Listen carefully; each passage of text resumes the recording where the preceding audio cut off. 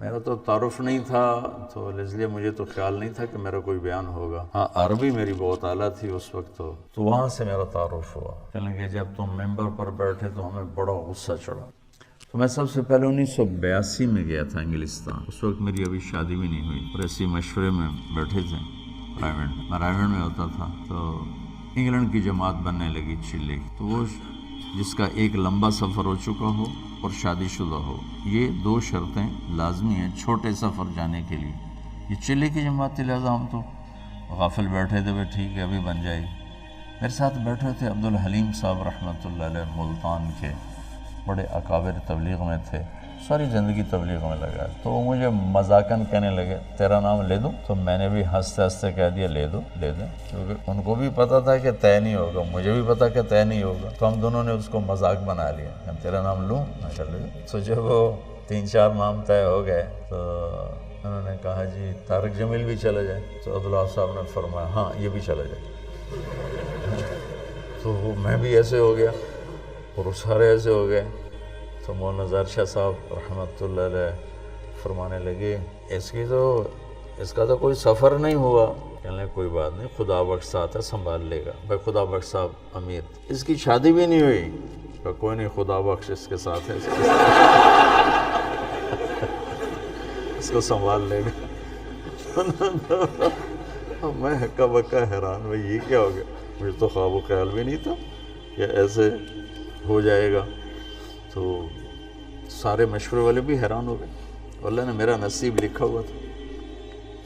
یہ میرا بیرون ملک کا پہلا سفر انڈیا تھا مارچ میں، اور یہ دسمبر میں تھا، باہر بیٹھے ہیں۔ تو عبدالحلیم صاحب فرمانے لگے جلدی جا، پاسپورٹ بھی لے کے پیسے بھی لے کے۔ تو اس وقت خیبر میل آنے والی وہ سامنے نظر آتی تھی، کوئی آبادی نہیں، کوئی گھر نہیں، ہم رائمنڈ کے صحن میں بیٹھ کر ریلوے کی پٹڑی دیکھتے تھے، بیچ میں رکاوٹ ہی کوئی نہیں، ٹرینوں کو گزرتے دیکھتے، تو گاڑیاں ہمیں ازبر ہوتی تھیں، میں فلاں گزر گئی فلاں گزر گئی۔ تو میں نے دیکھا خیبر میل آنے والی، میں نے وہیں سے دوڑ لگائی۔ وہ ایک گیٹ اس طرف ہوتا تھا جنوب کی طرف، وہ بند رہتا تھا۔ اس وقت ہمت جوانی میں نے جمپ لگایا، گیٹ کو پکڑ کے چھلانگ لگا کے ادھر گرا، دوڑ لگا۔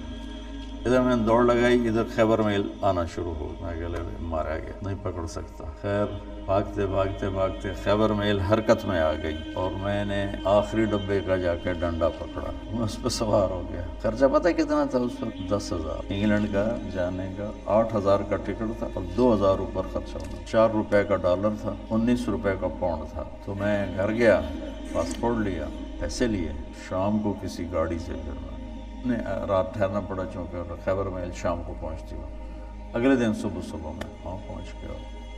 پہلا سفر ہمارا 1982 میں کراچی سے ہماری پرواز تھی PIA، پہلے دبئی، پھر استنبول اور پھر لنڈن۔ یہ ہمارا 1982 کا پہلا سفر تھا۔ مجھے جانتے بھی کوئی نہیں تھا، جوڑ تھا، قاضی صاحب رحمۃ اللہ علیہ، خدا بخش صاحب رحمۃ اللہ علیہ، بھائی فاروق تھے رحمۃ اللہ علیہ آٹے والے، ڈاکٹر امجد صاحب تھے، اور یہاں سے میں جماعت ساری کراچی سے تھی، صرف پنجاب سے میرا نام اس میں آیا تھا۔ عبدالستار کتھوریا صاحب تھے، سب اللہ کو پیارے ہو گئے، بس ایک ڈاکٹر امجد صاحب نہیں گئے۔ تو پہلی دفعہ ٹھنڈ میں گئے، نہ اتنی ٹھنڈ کبھی دیکھی تھی، جو ہی باہر نکلے تو لگا سارا خون ہی جم گیا ہے۔ لندن مرکز چھوٹا سا پرانا سا، بدبو آئے اس میں، وہاں ہماری جماعت ٹھہری۔ 2 دن کے بعد ہم ڈیوزبری گئے تو جوڑ تھا، یہ جتنے آپ بیٹھے ہو نا بس اتنا مجمع تھا، پورے ڈیوز انگلینڈ کے اجتماع کا اتنا مجمع جتنا آپ بیٹھے، اور اس میں بھی کوئی چل پڑا ہے، کوئی آ رہا ہے، کوئی جا رہا ہے۔ تو میرا تو تعارف نہیں تھا،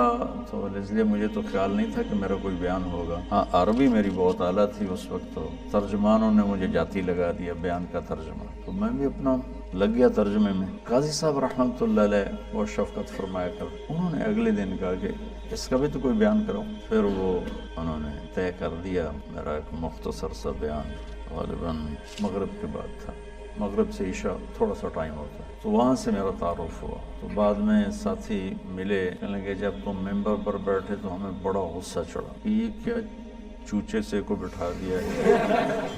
میں بہت کمزور، میرا اس وقت 53 کلو وزن تھا، تو اتنا چوڑا ممبر ہے ڈیوزبری، مطلب اتنا بڑا، وہاں بیٹھنے کے لیے اس کے حساب سے کوئی آدمی، بولی شاہد جیسا آدمی چاہیے بھائی، نظر بھی تو ہے. انہوں نے بیان سنا تو سارے ہی وہ ایک دم وہاں تو کھپ ڈل گئی، نعرے لگنے لگے.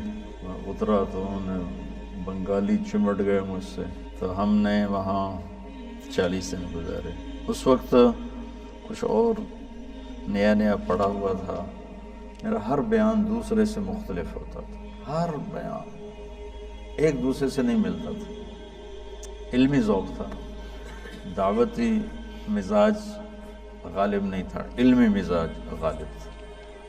تو میں نے کوئی 80 بیان کیے، سب ایک مختلف کوئی ایک دوسرے سے نہیں ملتا. اتنا مجھے یاد ہے، کیا کیے وہ یاد نہیں. وہ میرا بہت بڑا تعارف ہو گیا وہاں. 1982 سے اب یہ کیا ہے 2017 ہے، مسلسل میرا جانا ہو رہا ہے. اللہ لے جاتا ہے اپنے فضل و کرم سے. گلاسگو میں پہلا بیان تھا میرا 1982 میں، تو 50 آدمی ٹوٹل بیٹھے تھے، ٹوٹل 50. اور میں نے بیان کتنا کیا؟ 3 گھنٹے بیان کیا، 50 آدمی. تو ابھی گلاسگو میں گیا ہوں تو ان کی جامع مسجد میں کوئی 7-8 ہزار کی گنجائش ہے. بیسمنٹ، ہال، پھر اوپر گیلری، پھر دائیں بائیں کمرے. تو کسی جگہ کھڑے ہونے کی جگہ نہیں تھی، کسی ایسے بھر ہوئے. اوپر عورتیں بھری ہوئی، مرد، اور سب تمہاری طرح نوجوان، سب نوجوان. لندن مرکز میں بیان ہوا تو بہت بڑا مجمع کھڑے ہو کے سن رہا تھا، بیٹھنے کی جگہ کوئی. بلیک برن مرکز میں بیان ہوا، بہت بڑا مجمع کھڑے ہو کے سن رہا تھا. اور بلیک برن میں نے کوئی 2.5 گھنٹے بیان کیا، کھڑے رہے لوگ، ایک بھی نہیں بیٹھا، سب کھڑے. وہاں گلاسگو میں بھی ایسے ہی دیکھا کہ جن کو نیچے بیسمنٹ میں جگہ مل رہی وہ نیچے نہیں جاتے، وہ دروازے میں کھڑے ہو کے بس دیکھنا چاہتے ہیں، دیکھ کے سننا چاہتے ہیں. تبلیغ کے کام کے اثرات کس طرح معاشرے پر پڑے یہ آپ یہاں بیٹھ کے نہیں سمجھ سکتے. وہ تھوڑا تھوڑا آپ کا مطالعہ ہے اور شیطان آپ کو صاحب رائے بنا دیتا ہے،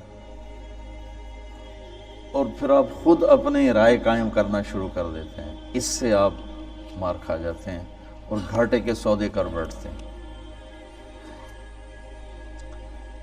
اللہ نے میری حفاظت فرمائی. میں نے اپنے فیصلے خود کبھی نہیں کیے تھے،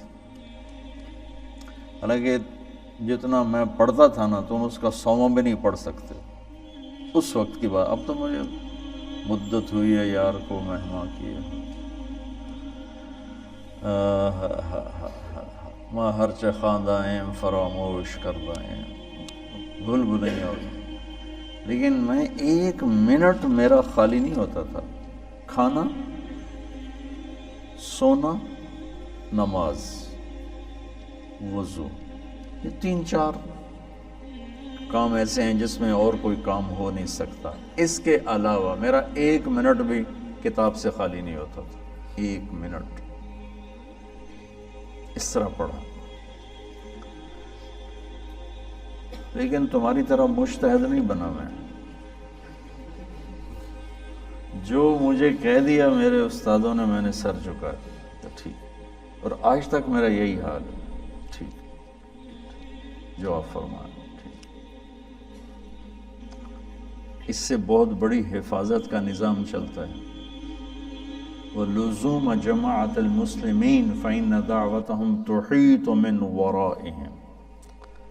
3 لا يغل عليه قلب المؤمن: إخلاص العمل لله، والمناصحة لولاة الأمور، واللزوم جماعة المسلمين فإن دعوتهم تحيط من ورائهم.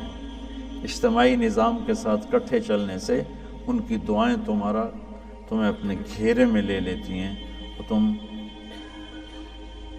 غلط فیصلوں سے بچ جاتے ہو، غلط چلنے سے بچ جاتے ہو. تو جو میں دیکھ کے آتا ہوں وہ آپ کو بتانے کی کوشش کرتا ہوں تاکہ آپ اندر سے تبلیغ کے کام میں لگیں.